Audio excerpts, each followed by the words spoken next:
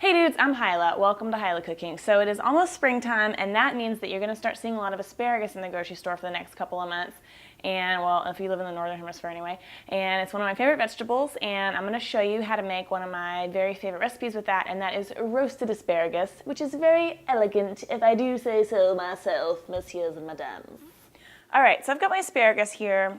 And one thing you want to look for when you're shopping for asparagus is check out these little tips here, and you want to make sure that they're tightly kind of like overlapped scales.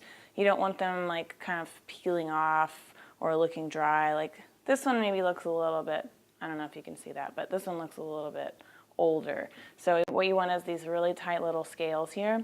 And you might hear that the smaller stalks are more tender or whatever, and I don't know. I don't notice a big difference in the tenderness between the diameter, but I do like these bigger ones just because it makes you feel like you're actually eating something, and it's got a more asparagus-y flavor. So, but that's your preference. If you want to get the little skinny ones, that's fine. All right, and then also, I know you've seen this before where you're like, oh, let's break off the end to like get rid of that stuff. This kind of like tough woody end.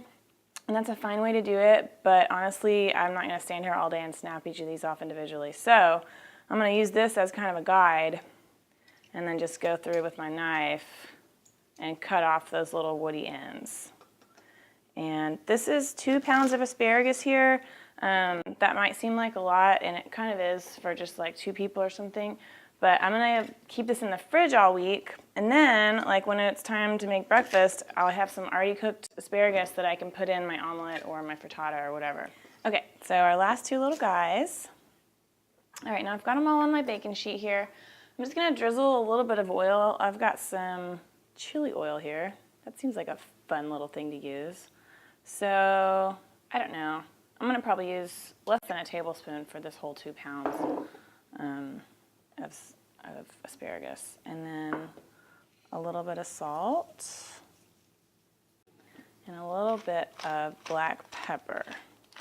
And if you are better at making a grocery list than I am, and you remembered to buy some Parmesan cheese, then you could also sprinkle some of that over this before you put it in the oven.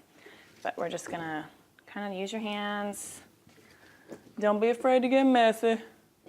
To mix that all around to get them kind of coated, get their little heads coated, and then just want to spread them out in a single layer. If you have a big enough pan, that's ideal. But if you don't, if you have to double them up, then it'll just take a little bit longer to cook, and they won't get quite as like roasty toasty, but it'll be fine. Okay, and I like to arrange them so they're all facing the same way. They're all like, toot toot, all aboard the eating up train. Okay, cool. I'm going to pop that in my 450-degree oven for just about 15 minutes or so, real fast. Okay, 15 minutes later, all I did was kind of open the oven and give them a little shake about 10 minutes into it. And now I'm going to finish it off with just a little bit of lemon zest, because lemon goes so well with asparagus, and a little bit of juice. And this is just a great side to know how to do, because if you're doing something like a roasted chicken or steaks or something, you can have these cooking while your meat is resting, and then everything times out perfectly. Ooh, which one do I want? Ooh, okay, let's go for this one. Look at that, beautiful roasted. Man, it's all sweet and still pretty firm. Unlike when you steam it, sometimes it gets soggy, and it's delicious. Okay. Well, thank you for watching, and please subscribe to my channel, and if you have any questions, leave them in the comments below, and I will try to answer them.